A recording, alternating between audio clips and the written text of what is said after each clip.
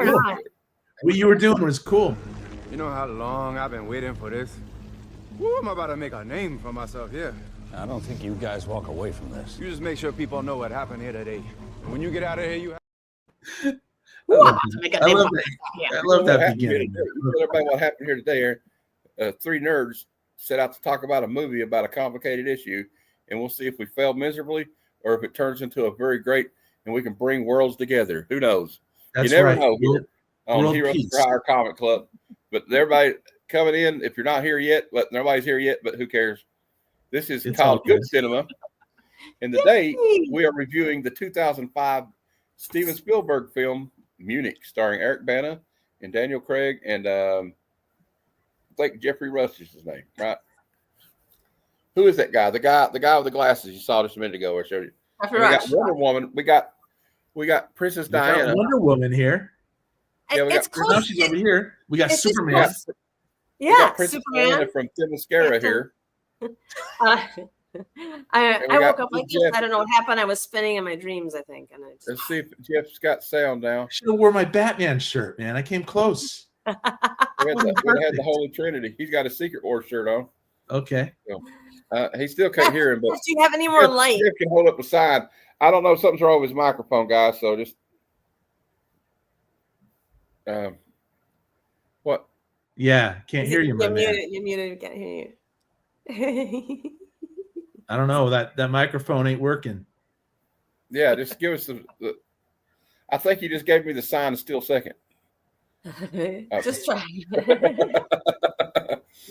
All right. Well, of course, this movie, in case I guess unless you didn't pay attention to the 20th century, is about is a historical event that happened back in 1972 at the Munich Olympics when a group called Black September got into the Olympic Village. They climbed the fence and they kidnapped all the Israeli athletes. They killed a coach and one of the athletes in the hotel, in the dormitory or the Olympic Village, I think they call it, right?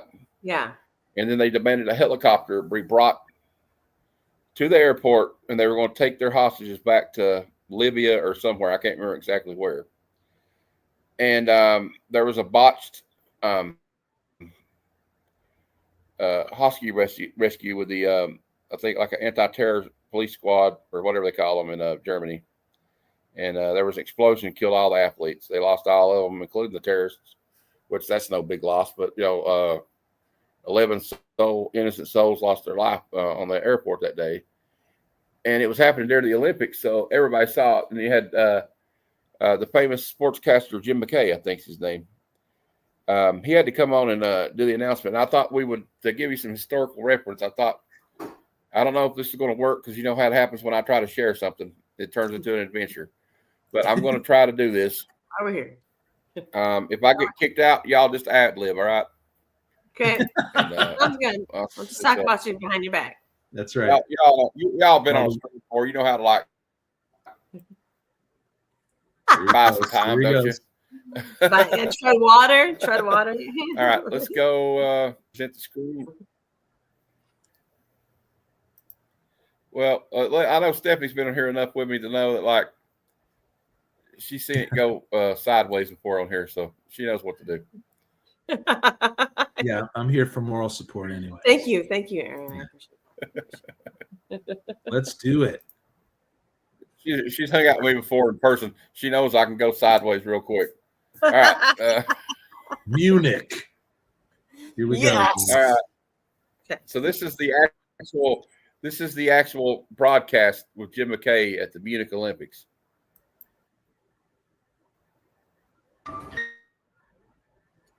The latest word we get from the airport.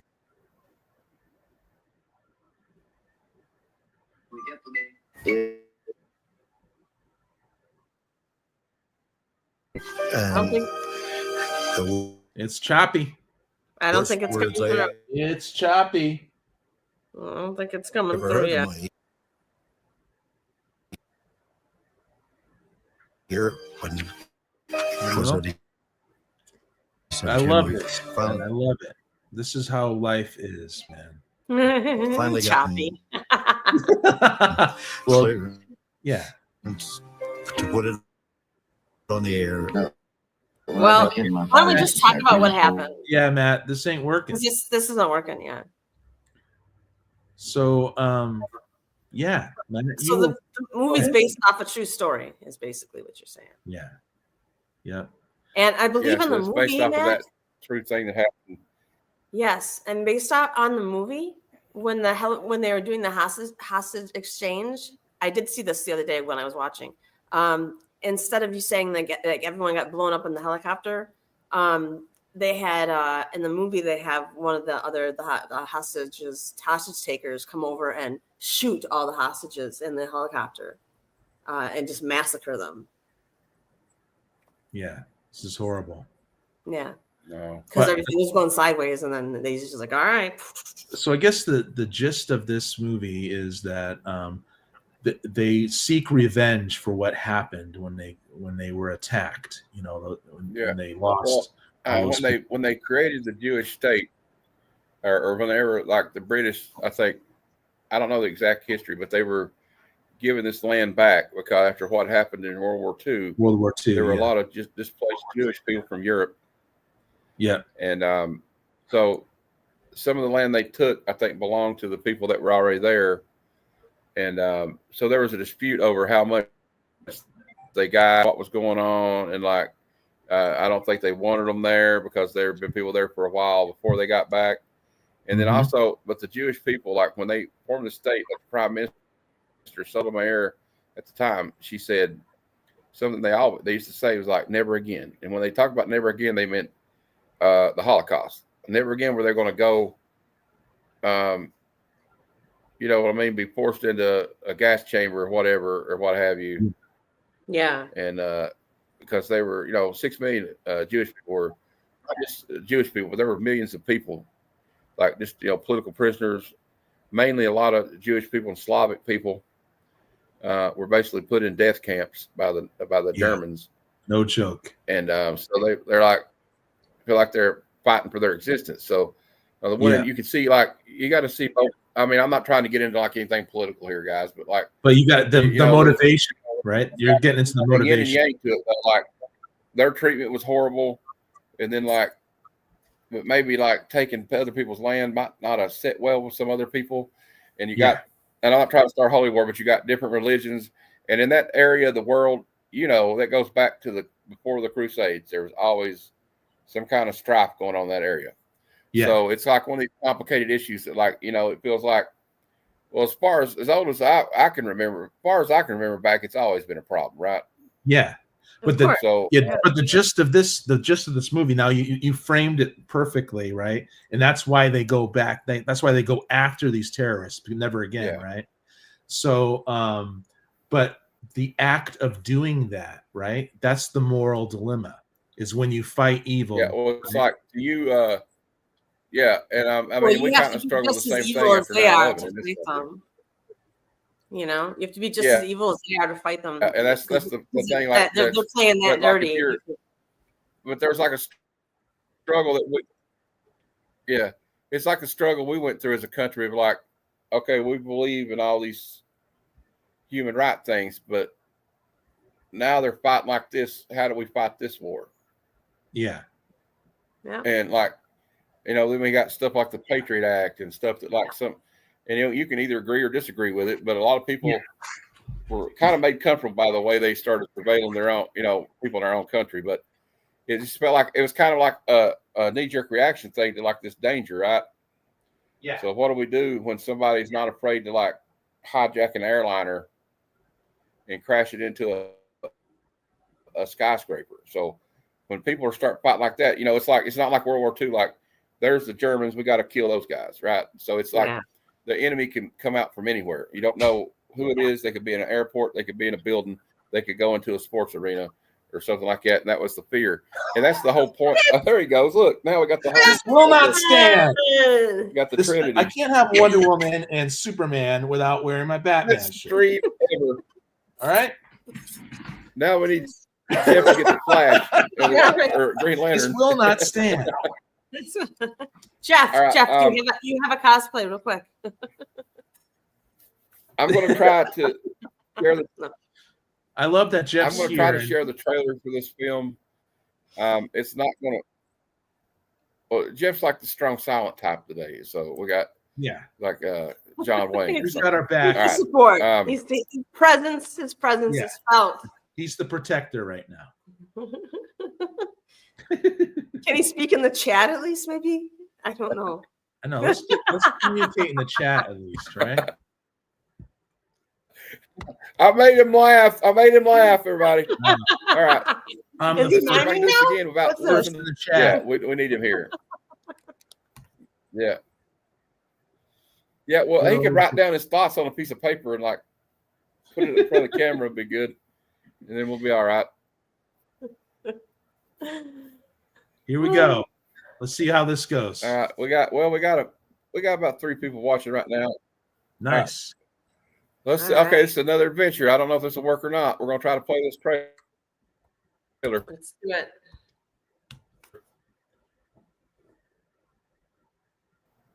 Dun, dun, dun. There we go, Matt. Oh, Madam's there. This moment, it's Choppy. Athletes of the Israeli team are being held prisoner. These guerrillas are a group called Black September. The commandos have automatic weapons on the hostages. A deal had been made with the Israelis. The security force. They're all gone.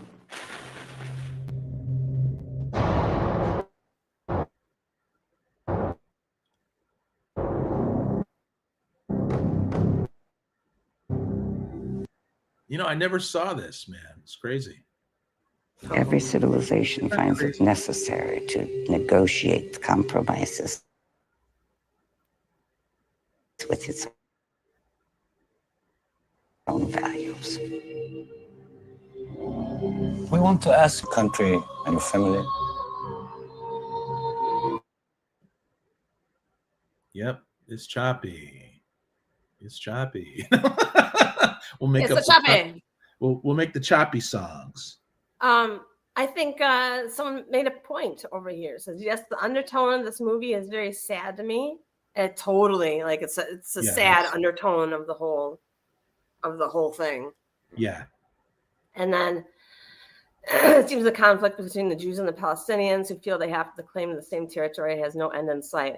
There's no good solution. There's no good right answer. So one of the main characters, like the gist of it is that whenever they take out some evil people, that new evil people who are worse take their place or something like that.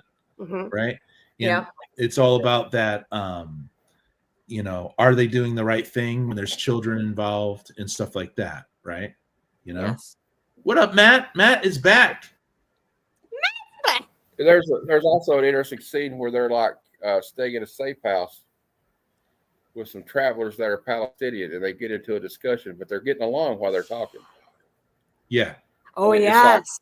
It seems like if these people could just get in the room and just like, I don't know. I mean, it's just like they get in the room with the enemy, right? They're in the room with the enemy. Yeah, kind of, and they start to realize they all have, you know, we're all human. Like, you know, and I'm not, and there's nothing you can do to condone terrorism. Nope. Of course not. But like, so that's a different way it's the wrong way to go about. But then it's like, you know, like in the Bible, it always says violence begets violence, right? Yeah, spilt blood never sleeps, right? So there's always going to be, it's like, how do you handle a situation like this? Like, because when it comes to terrorism, they hide in populations, right? And so what's going to happen is, and that's what they want to happen. They want to go in there and like cause retaliation. So then their own civilian, which is a sick way to look at it, but so that their own people get killed in retaliation. And because they want to make the other group look worse, like, oh, see what they did? They came in here in retaliation and killed all these innocent people, you know? Yeah. So I think it's like, that's the whole point of terrorism, I think. It's like they kind of want something bad to happen to their own people. I mean, that's the way I look at it, but it's kind of a sick way of looking at things. It's just I don't like war at all. I don't like violence. I like action movies, which is funny, but I just don't like. But when you're talking about real life violence, I don't. You like Sylvester Stallone? There's no reason for war if you think about it. If there was no testosterone in the world, there probably wouldn't be very much war. Seriously, think about it. Oh, I know. Well, yeah. You know what? No, the whole thing is that we're all. We're all individuals. A poem. I don't know if you ever heard it. There was a poem by Carl Sagan called "The Thin Blue Dot," and he talks about how when you look back at the Voyager, when you were looking back at Voyager, was looking back at Earth when it was like nearing the end of the galaxy, or the solar system. He had the camera turn around and take a picture of the Earth. And it's just a pale little blue dot in the horizon in this vast universe.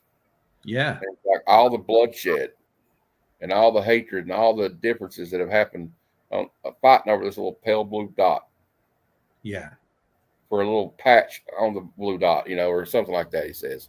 Yeah. And I just thought it was very poignant. Like you think about like a lot of astronauts, when they go when they went into space or went to the moon, it was a very like spiritual and humbling experience for them to realize when they're looking back at the Earth from the moon, like, oh my God, look how fragile life really could be.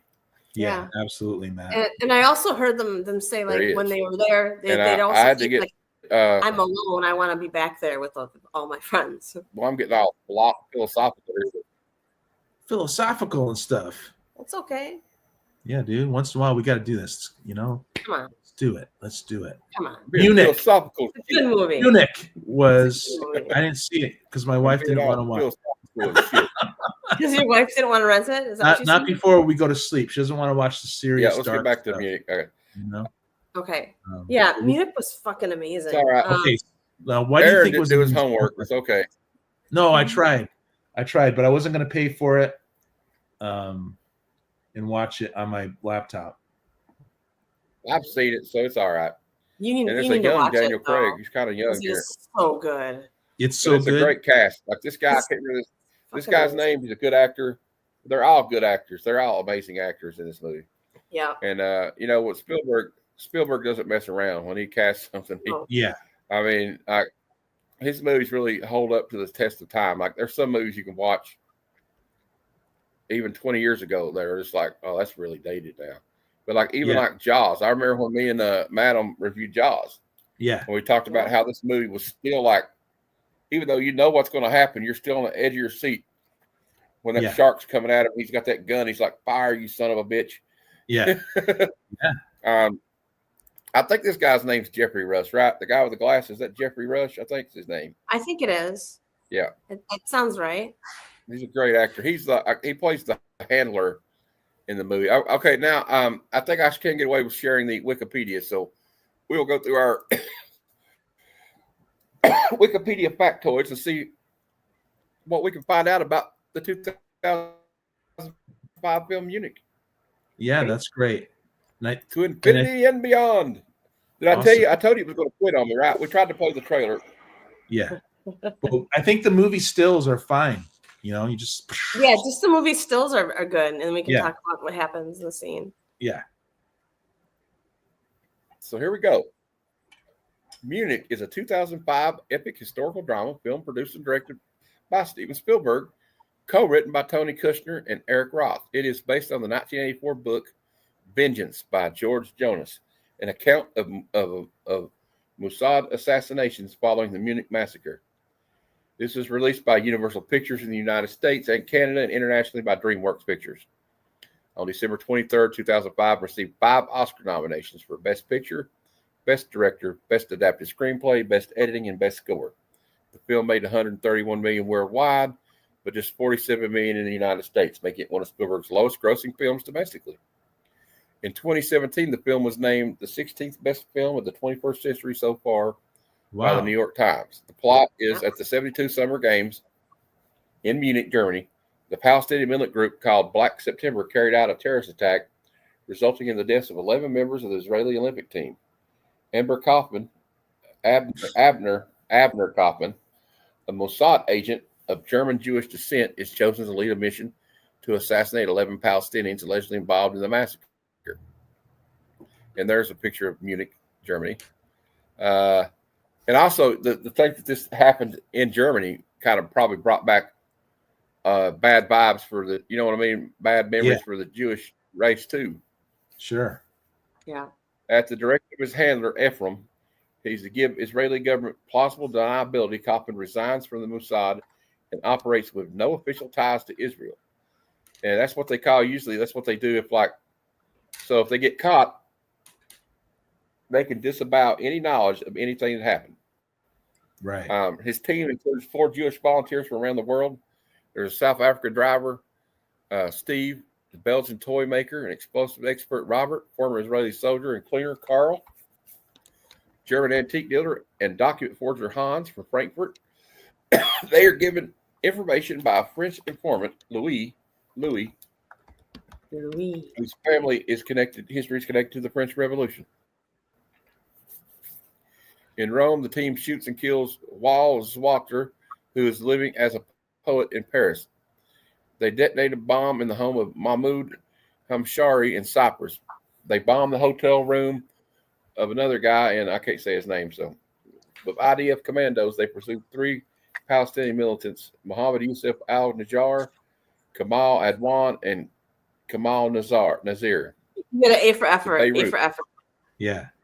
I did pretty good there on the last one. I did take a Islamic studies class once in college, so you kind of learn a little bit, but I didn't learn that much.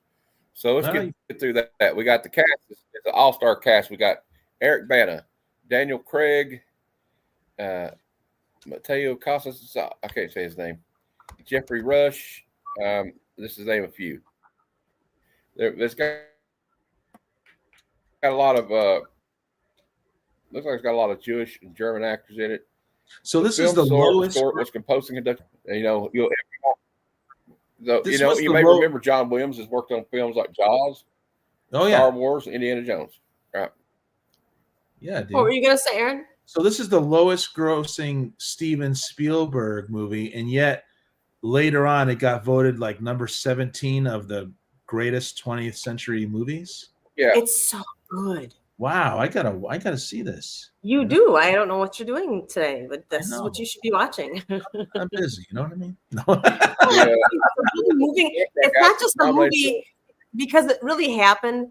It makes you. It stays with you. It's one of those movies that stay with you because you think like, oh my god, how tragic, and oh, this is so moving, and oh wow, I can't believe I didn't know this, and you're contemplating like the results of their actions, right, and stuff like that. You're actually the soundtrack was nominated for an Academy Award for Best Original Score, but lost to Brokeback Mountain. Wow.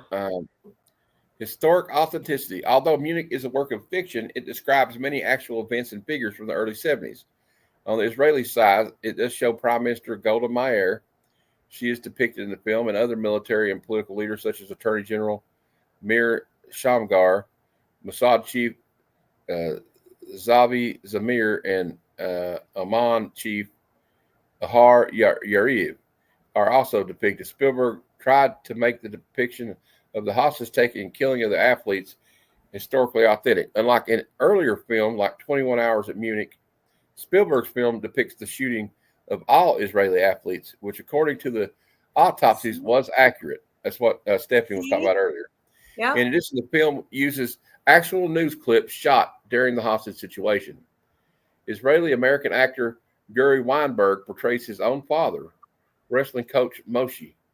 The younger Weinberg was only 1 month old when his father was killed. Wow. The named members of Black September and their deaths are also mostly factual.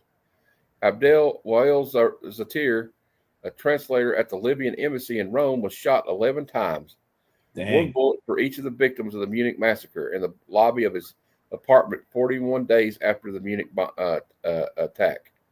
On the 8th of December that year, Mahmoud Hamshari, a senior PLO figure, that was the Palestinian Liberation Army, if you don't know, was killed in Paris by a bomb concealed in the table below his telephone. Although the film depicts the bomb being concealed in the telephone itself, Other details of the assassination, such as confirmation of the target by a phone call, are accurate.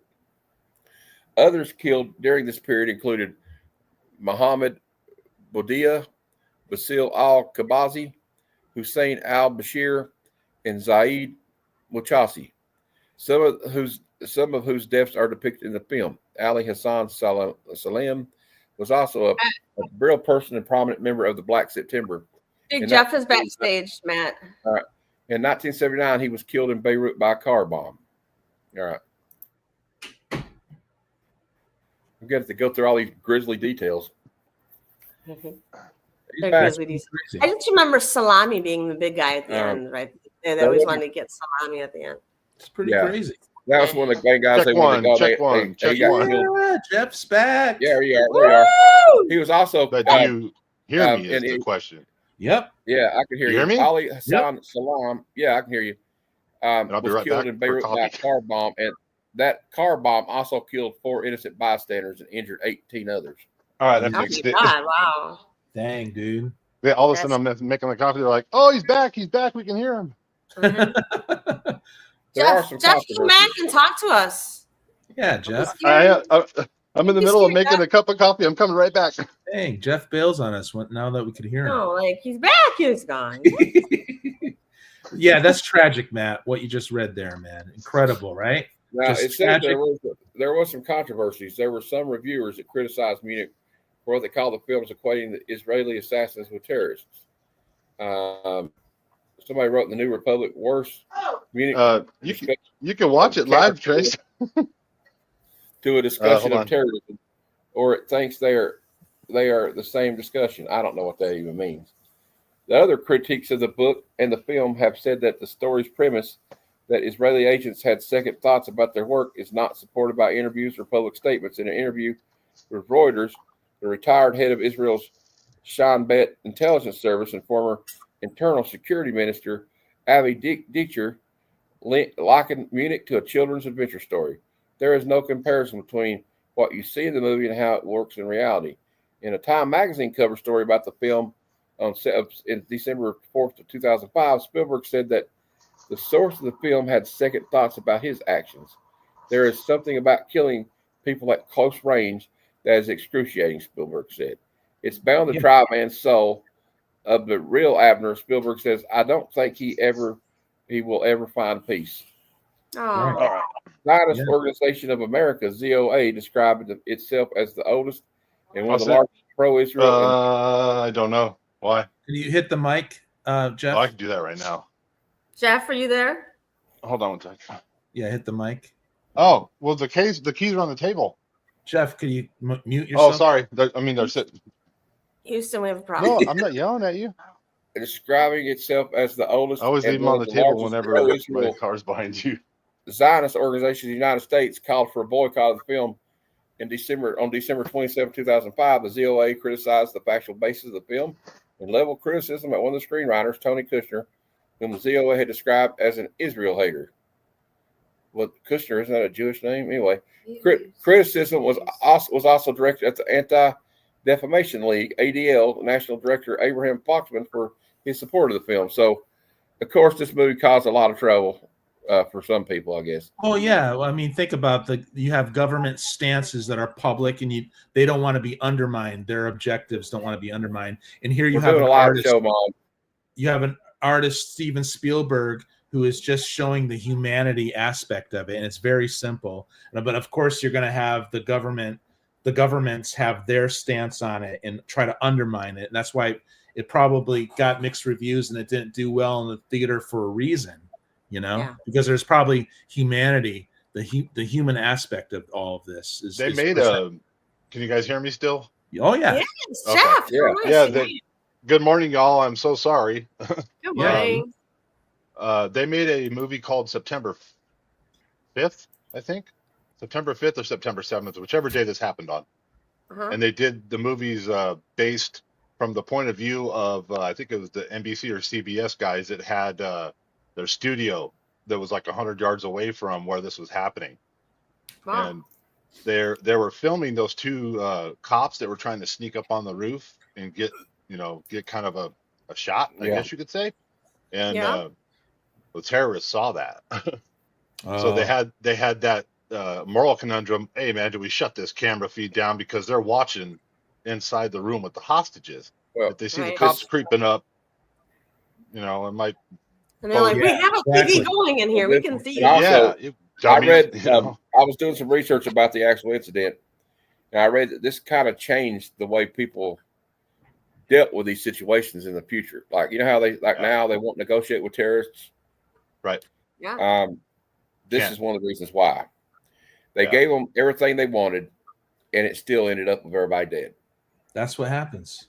And also the German police were really criticized for their handling of this situation at the time. Police are always going to be criticized unless it's 100% successful. And but I mean, they may have. I think giving into the demands and letting them leave the Olympic Village was a mistake. I don't think they would do that. I mean, Jeff, do you think they would do that now? They wouldn't actually we got a helicopter waiting on you. They already killed 2 of them. You gotta believe they're gonna execute every last one of them if you don't give them the helicopter. Every one of the situations has a different response depending on all kinds of things. But they have hostage negotiation teams. I'm sure they did back then too. What you try to do is create the best tactical response you possibly can, and there are some pretty highly trained people in those police forces, and you cannot give them what they want. You can't allow them to move hostages from one spot to another, give them transportation, because so many things can go wrong. They can grab more people. Here. Yeah. Yes.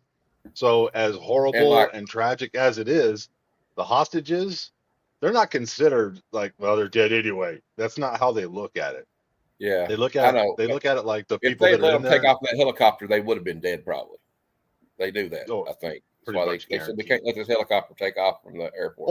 Or the bad guys get back to wherever they're going with the hostages. Now they have however many very high profile hostages to use as bargaining chips to get bad guys out of jail wherever they are around the world. Now you remember back in the day, with although it wasn't there was a lot of plane hijackings back in the early 70s. And do you remember the scene in the movie where Eric Bana is talking to the Palestinian guy? Yeah. And he's like, why do you guys keep doing this? You're never going to win. You can't win this way. And he goes, we will win. We don't care if it takes hundreds of years. Yeah. Because the world will see that we're being treated like animals through these high profile incidents. And he's like, do you really believe that? All it's going to do is put a bigger and bigger target on you. And look what we have. The problem today. is what it does is it keeps recruitment up, because what happens is, like we were saying earlier, when you were working with your mic, I told Aaron, I was like, so what I think usually what the terrorist plan is, look, they know they're going to get hit hard, but they live in civilian populations, so they know when they get hit hard, there's going to be civilians killed, and it's going to put a black eye on the people that responded to it. Or that's their hopes. That's their hopes. Matt, I liked when you were describing the main character in the film, his perspective. You were doing that off camera before we jumped on here. Well, there's a I got you all protected. I got my shield back here. I got dun, dun, dun, dun, dun, dun, dun. I put on this shirt because we're covered today. I'm wearing full Captain America regalia tomorrow. It's the 4th of July, baby.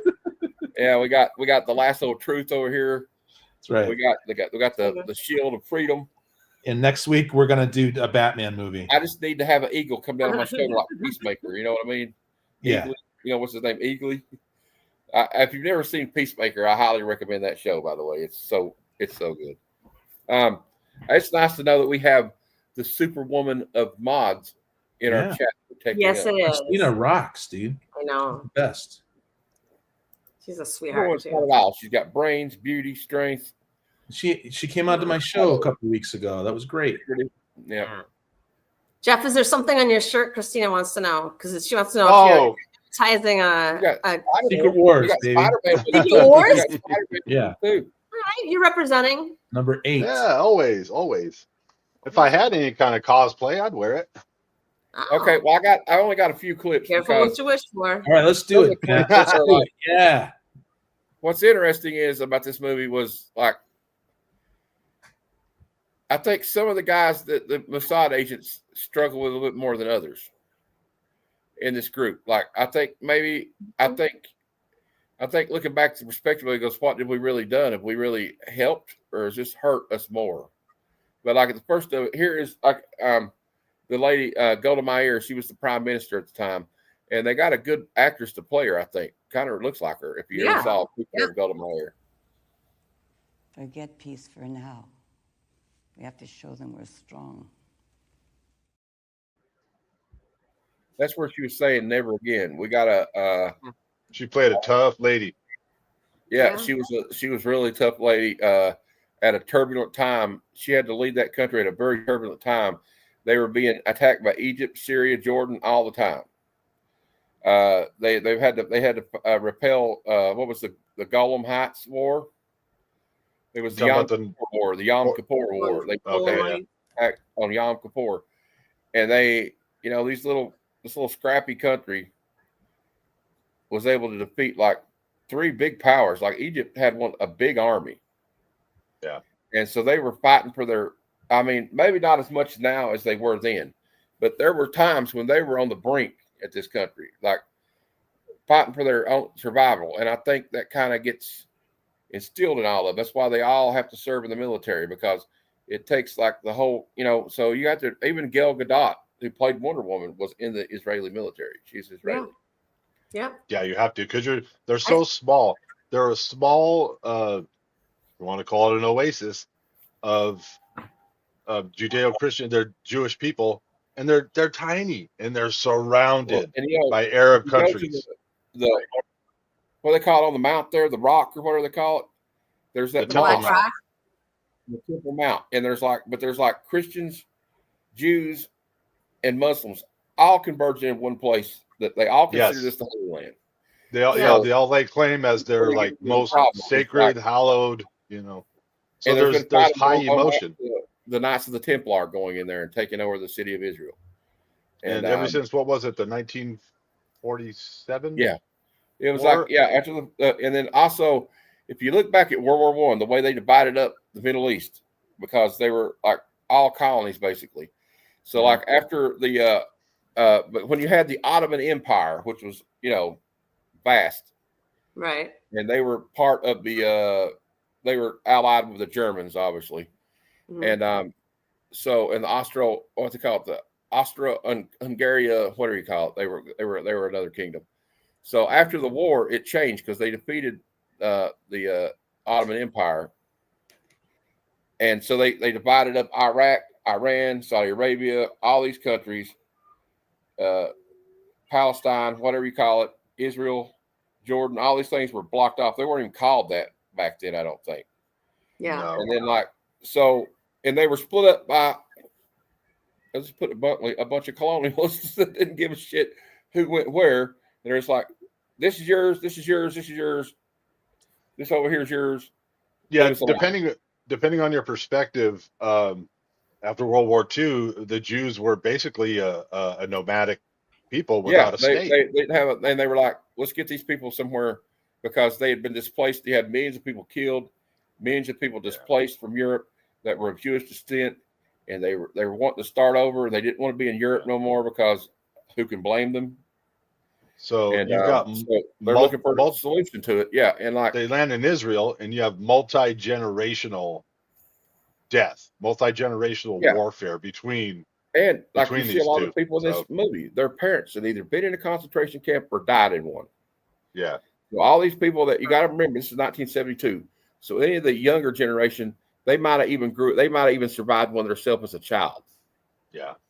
Yep. Or their family might have got out just in time, because it was just such a dangerous time to be Slavic or Jewish or anything back then, mentally disabled. So as a collective, they rounded them all up. The Jews as a collective were thinking, we finally have a home. We've settled somewhere, and we have our holy land within our nation, So they're like, oh, look, everyone around us is coming for us with bloodlust. So we've already been through this story. We're not gonna let this happen again. And they didn't. And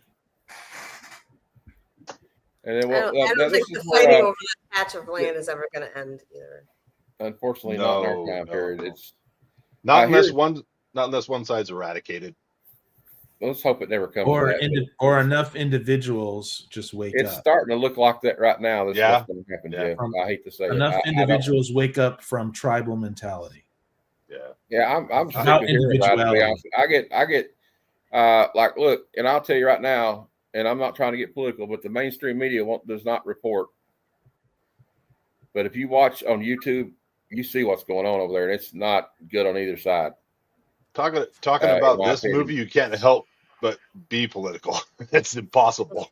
I know. I'm just trying to go around it without. Yeah. Because look, I just don't. I don't know that there's a good answer. I'm not a military. I'm not an anti counterterrorism expert. I just know that, like, it seems like to me it's kind of like, you remember when we had the arcade, or like at Chuck E. Cheese, and they had the game with whack-a-mole. Ooh, Chuck E. Cheese. Oh. So I'm hitting the whack-a-mole, and one pops up over here. Yeah, and that's the only problem with that's the only thing that's tough about terrorists. Like I was saying earlier, like when our guys volunteered to storm the beach of Normandy, there's your enemy, go kill them, go take this. But when you're fighting people that hide in populations and are terrorists that attack random like public events or anything like that, it's like they're camouflaged. You don't know where they're at. It's not like, okay, there's the Nazis, I can go punch them in the face like. Yeah. They call it it's asymmetrical warfare because the Palestinians truly believe, or I'm sorry, the Hamas, Hezbollah, they truly believe that through civilian death, civilian children death, that they can broadcast to the world, see what they're doing to us. As you know, me and you know pretty well, Jeff, both our fathers were in Vietnam. There's just, when you fight like that, it's hard to, when you have people that just blend back into the other people, they don't know where to go, who to trust, where you're going to, who could be an enemy, who could be an ally. And that the one thing they didn't learn about in the Vietnam War that I think that the Americans didn't understand was what I heard Robert McNamara, who was Secretary of Defense, said that like 30 or 40 years later, after this, after 4 years after the Vietnam War, he was talking to a guy that was basically like the same job he had in North Vietnam. And he told McNamara, he said, look, what you Americans didn't understand was this was our country. We were willing to sacrifice as many people as possible down to the last achieve person. Our goal. And y'all weren't committed to that. Mm-hmm. So because once when you start seeing soldiers' bodies get shipped out in body bags and steel caskets, and it's on the CBS Evening News, the American public's gonna be like, nope. You can find an example of that throughout history in World War II, while as the Allies marched into Germany, closing in on Hitler. And I remember there was a line in the movie Fury where the guy asked Brad Pitt's character, who's the sergeant of the tank commander. I know what you're talking about. And he goes, why won't they just quit? And he looks at him, he goes, would you? Like if they were storming towards Washington, D.C. in the United States, would any of us, I mean, I would quit. You'd have to kill me. And I think that would be. The Germans at that point had been indoctrinated to think that we were going to go in there and kill everybody. And we were just as bad as. But now the Russians, that's true. There are everyone's thoroughly depressed. An entire Yay! Yeah, I know. Let's play a clip of Jeffrey Rush talking to him about how they're going to deposit the money. Okay. We deposit money from a fund that doesn't exist into a box we don't know about in a bank we never set foot in. We can't help you because we never heard of you before. There you go. So like when these guys they're going in what they call, I think they call it unattributed, right, Jeff? Like we can disavow any knowledge if you get caught. Yeah, if you get caught, you're nobody. We're not coming to bail you out. We're not sending a commando team in to get you out of prison. You're right. You're on your own. Yeah, there's no cavalry coming for you. Plausible deniability. Those missions happen probably way more frequently than what we. Oh yeah. Well, like I knew a guy, and I can't really tell you his name or anything, but I knew a guy that was a Green Beret, and he told me about being in Central America, and they made sure they had no flag on their shoulder, no patch, no indicia, no military patches. It's a sanitized uniform. If you get caught by the Colombian government, we don't know who you are. You're just some crazy American that was on vacation that decided to start attacking drug dealers. And that's just the facts of what they do. And they do that. All right, Christina, you have a good day. We love you. Hey, we love you, Christina. Christina. Yeah, I think I'm gonna head out too. Okay. I gotta Well, at some point, I'm going to show you these, right, well, Adam? You want to show Yes? these books? Oh yeah, the Vampirilla. Yeah. So, but if it's not this week, it's all right. It's okay. All right. Well, okay. Save Well, them. give us Save a them for rating next if you week. got to leave. Give us one thumb up, 2 thumbs up, or 2 thumbs For down. Munich? Whatever. When you get 2 thumbs up, I mean, out of 5 stars, I would give it 5 stars. Nice. Okay. In my opinion, that's just me. Just for the humanity of it all, right? No, I mean it's just so fucking good. But like you hear like one of them, they're like at one point they're like talking in a cafe, and Daniel Craig just like he doesn't care about. He's like, "What a statement are we trying to make?" Well, I'll just play it. Don't fuck with the Jews. Nice. Yeah, he's all the way pegged to one side. He don't care. He'll kill anything. Yeah, I think he played the guy that was a soldier in the IDF. Yeah, and so they had him as like the muscle guy, I think. And then like you hear some scary stuff like here was like we're talking to that Frenchman that was helping him out. But like, isn't Jeff, if you recall though, the Frenchman guy, didn't they kind of feel like I don't know if we can really trust this guy? I feel like this guy's playing both sides against the middle. Yeah. As time wore on, they started getting suspicious because to be honest, the Israelis they'll take help against the play or get kicked out one of the for anyone anywhere, and we are ideologically promiscuous. We love everybody, hate everybody. You gonna play? I get my feelings confused if you're not working. I'll say one thing about that squirrely little mother. I don't know, whatever. His organization and his wannabe Godfather dad. I wish they would have caught it, man. I wish they would have caught it, but they never did. Yeah. But I had a little personal opinion on something. No, they were playing both sides against the middle, like fucking dirty pieces of shit. Yeah. All right. This was an intense movie, bringing up intense feelings. Okay, got it. All right, I'm gonna go, you guys. I wish you all well. See you, Adam. I'm gonna go spin around a bunch. All right. See you later. Love you guys. We got into like a geopolitical counterterrorism discussion today, but yeah, I'll play a couple more clips. Because the only blood that matters to me is Jewish blood. So that's I kind of scene knew where it you happened hear because Daniel the subject matter. He don't give 2 fucks. Yeah, it's like Daniel Craig's out of his character's out of shits to give. He's had enough. Like this was the final, and there's a lot of people that said that when that happened. This is it. This is the last straw.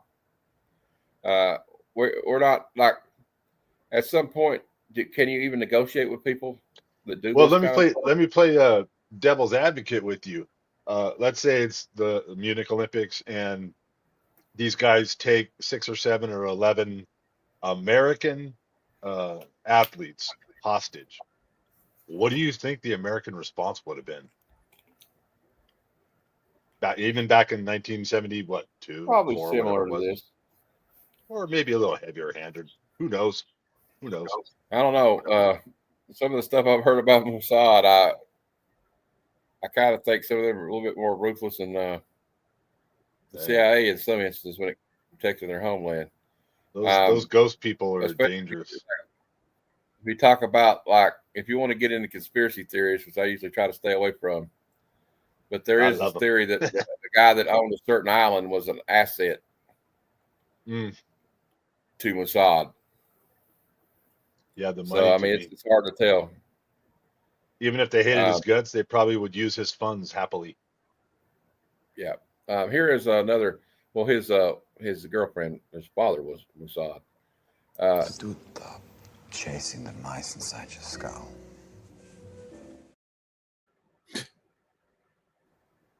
It's like that part. Mice inside. that part, he's trying to warn that guy too that in the bar there was a honey trap. Honey trap in the spy world is a girl that's like, "Ooh, hi, how are you? I'm good looking. You want to go upstairs?" And the dumb spies that take him upstairs wind up pushing up daisies, and that's exactly what happened to that guy. Well, that's what happened to him, and then they ended up killing that girl. Yep. I remember that one part, and she's like begging for her life. Yeah, They're like, "No, I'm sorry, we don't care anymore." That was and brutal. well, she was just trying to buy time so she could grab the gun. You know, she had a gun in her counter. Yeah. But I believe can't afford to be that decent anymore. I don't know that we ever were that decent. Suffering. That was a great scene. I wish you could play more of it. Yeah, I can't really play a lot of it, but that guy had a crisis of conscience. Well, I mean, it would be hard not to. I think. Yeah. At some point, you got to question, like especially that bombing at the end of it, when they kill one of the main guys, and it kills like 4 or 5 bystanders around the car in Beirut. So it's just like I understand the want to get vengeance, but I think sometimes it's human to be blinded by that, and it just at all costs, no matter what collateral damage there is. And that's, I don't know. It's just it's a yin and yang, I guess. If these people committed crimes, we should have arrested them, like Eichmann. If these guys live, Israelis die. Whatever doubts you have, Avner, you know this is true. Eric Bana mentions Adolf Eichmann. He's like, why couldn't we go? Because that's what they did. They went and they captured Adolf Eichmann in Central America or in South America, and they brought him back to stand trial for what he had done, his war crimes. Yeah. In Israel. But Jeffrey Rush's character is like, you can't do that with these people. We're not going to do that anymore. It's like, we're done with that, basically, is what he's saying. And then, like, they kind of threaten him. He gets kind of paranoid at the end of it. I don't know if you remember, there's a scene, Jeff, where he won't even sleep in his bed anymore because he knows what can be done.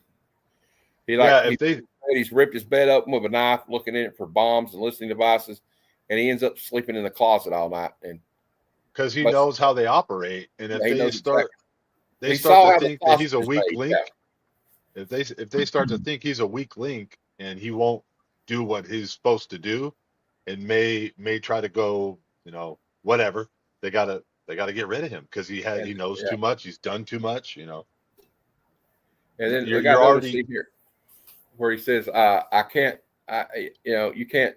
I think does he say something like, "You can't tell me what to do. I don't work for you anymore." Because remember, he had to resign as a Mossad agent to even do this mission. You can't. I don't work for you. I don't exist. Yep. Scarlet Rose. Mom just sold my old baby crib for $45. So, that's pretty cool. What? Does it kind of make you sad, though, Mom? Breaks my heart. Oh. I can still see my little boy in there. Oh. She's going to make me cry. Anyway, I'll play a couple more clips and we'll get out of here, I guess. Every man we kill has been replaced by worse. Why cut my fingernails? Yeah, that's the summary. That's the kicker, though. That's the summary of the movie. It's like basically like, did we become evil when you fight evil like that? It's kind of like, do you remember that movie Red Dawn? When Powers Booth tells C. Thomas Howell's character, who's trying to get revenge for his father that was murdered by the invaders, and he's like, "Oh, that hate's going to eat you up one day, son." He's like, "Yeah, keep me warm." Yeah. That's the only thing keeping him alive was his hate for the enemy. Yeah.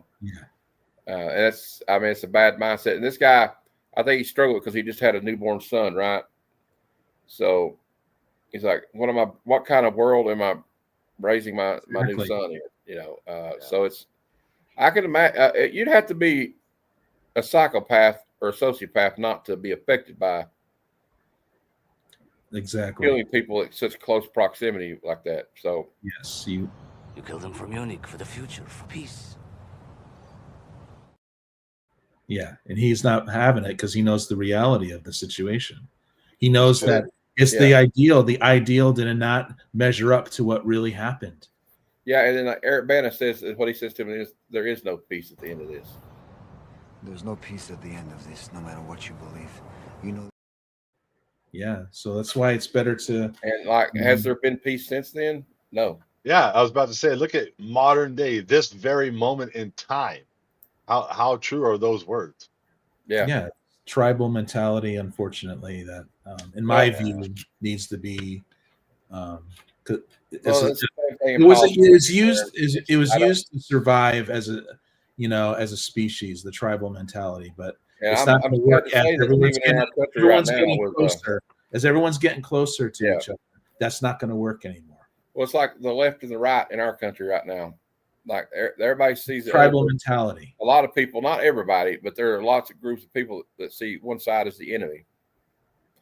And the truth is, like I think we forget this, especially with the holiday that's coming up tomorrow, that we're all in the same boat when it comes down to it. Maybe some of us got more money, some of us have less, but I don't know. It's kind of like that. I don't know. It reminds me of that song.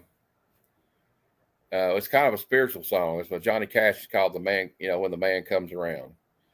So, and it's also, there's another song by Johnny Cash. He's like, it don't matter if you're rich or poor, how much power you got. One of these days, God's going to cut you down. Yeah, that's it. We only got so much time on this planet, and I think we should try to at least try to get along with everybody. And I don't know. We'll just say Christina, like Christina says, spread the love, right?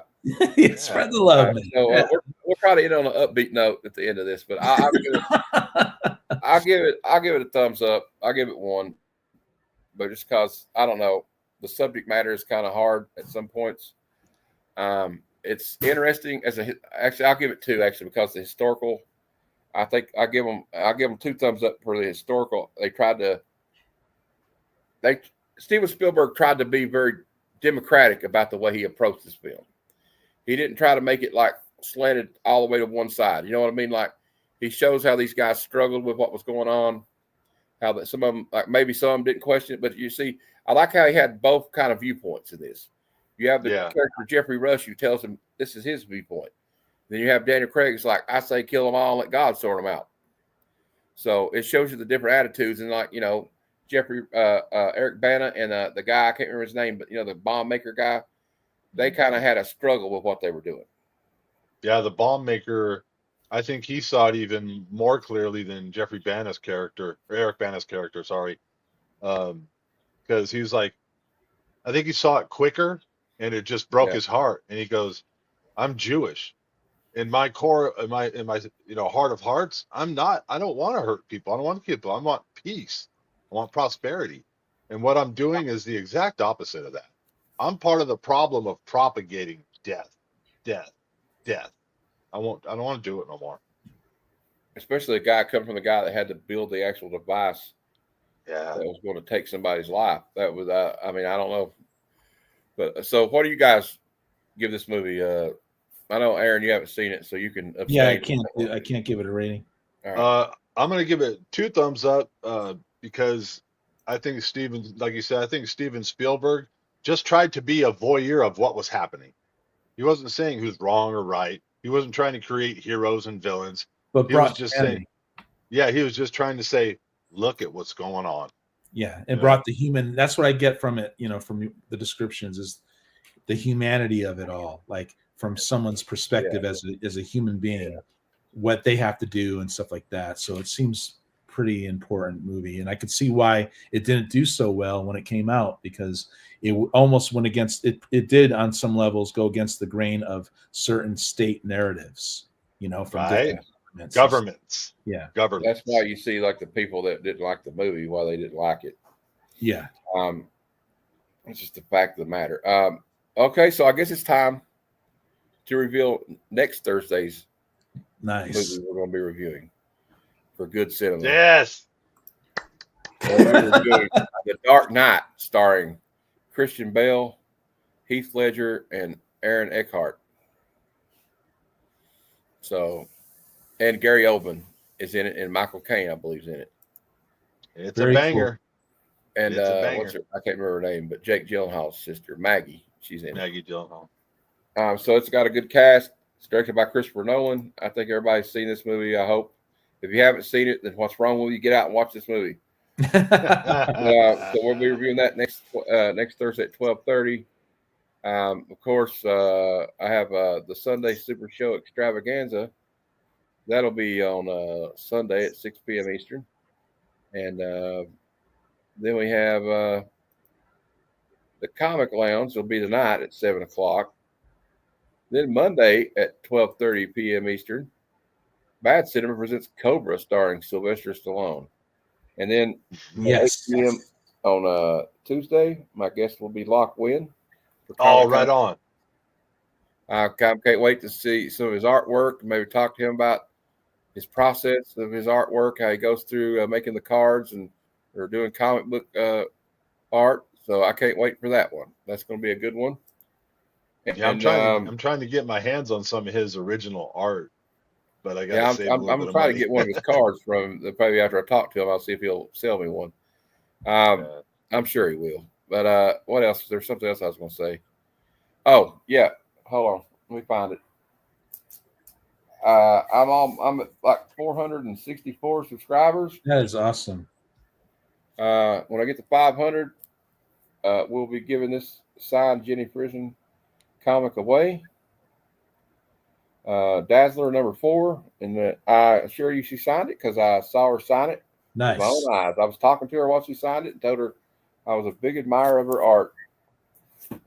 While her husband stared at all the fanboys, gawked at her, but I didn't gawk at her. I was just very respectful because she's a nice lady. Oh yeah, that's the way to be. And it will be given away on a Sunday Super Show Extravaganza. Awesome. It probably won't be this week because it's so far away. But like there's, what is it, like 26 away or something? So 36 away. I can't count apparently, but it's okay. But everybody, thanks for watching. I got a link. I'm gonna put in the chat right now. It's my video on why I'm here. You know what I mean? Okay. Why I'm doing this. So please check. Aaron's manifesto, if you will. Yeah. The reason for my existence. I'm gonna do this really quick.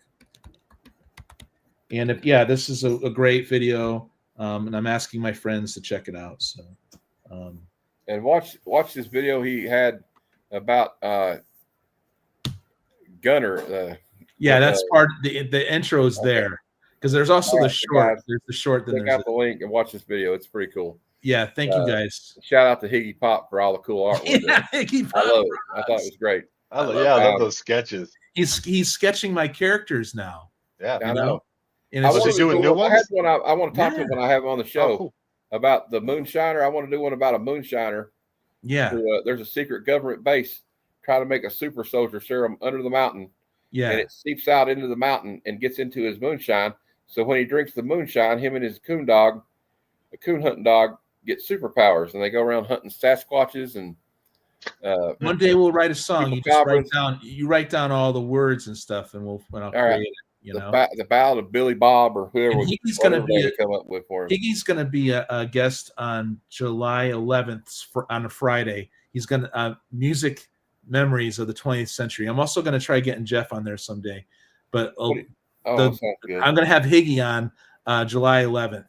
But yeah, Matt, your song, you keep bringing this up, so. We got what you do is you just write down all the stuff, the lyrics. We'll call it the Ballad of Billy Bob Cooter. Sounds good, my man. You never know, man. If I catch fire, you never know. Well, we'll just have fun doing it. Now I want to do it too with my cousin Chad, who's going to be on our show one of these weeks. He's an artist, so we're thinking about like starting a Kickstarter. And I could write it, and he could do the character, Jim Bob Cooter, or whatever we call him. Yeah, that's excellent. I like the sound of that, Jim Bob Cooter. I think that's a great idea. I'm just excited that Higgy is sketching my characters I create. It's really awesome. Man. And if nobody's ever seen Higgy, I wish I could drop his link. I'll do it in there. This guy is like a force of nature. Like when he does his videos, he's got a whole basement, and he's got an amazing collection, doesn't he, Aaron? Really? Oh yeah, and he's really knowledgeable. Yeah, and he props up the smaller channels. The guy is amazing. And he does like little skits, like he did the one where Mick is dying in the locker room with Rocky. Like, hey Mick. It's like he does the whole scene, and like it's called the Hawk's Nest. He's got the Hawk baby with him sometimes. I even seen him open a package one time with a Conan the Barbarian replica. Yeah, that's what he does. He uses his Conan sword. I gotta check this guy's channel out. And he has Red Sonja, who you never really see in the background. No. So even with my link here, why I'm here, if you'll have Higgy Pop's link in that. Okay. I also put Higgy Pop's link in the chat here as well, so make it easy on everybody. Thanks. But yeah, it's fun, you guys. It's good times. I love you guys, and it's like I'm taking my time on YouTube, slowly getting to know people. I'm not rushing. I'm not plowing people down trying to get to the mountain. You know what I mean? No. The top of the mountain. Stay consistent. Steady wins the race, be consistent. Bro. Yeah. Slow and steady wins the race. Yep. And I appreciate all you guys. Look, I'm hoping we can all get together at Heroes Con next year. That would be. Oh yeah, dude. We'll get our own place, and we'll just have a dinner there at night and get to know each other better and talk about comic books. And we'll get an Airbnb. Yeah, that's what we're going. Yeah, that sounds good. Airbnb sounds good because I know there's only a set limited amount of people that I could trust being in the same room with. Yeah. Well, guys, that's it. I'd like to thank my guest, Psychotronic Squirt Gun and Adamantium Blade Comic Collectibles. See, I got his name right. See, hey, all right. And I try to call him that to end up to be official around here. Yeah. And I'm Matt, Heroes for Hire Comic Club. And if you're not watching good movies, then why are you even living?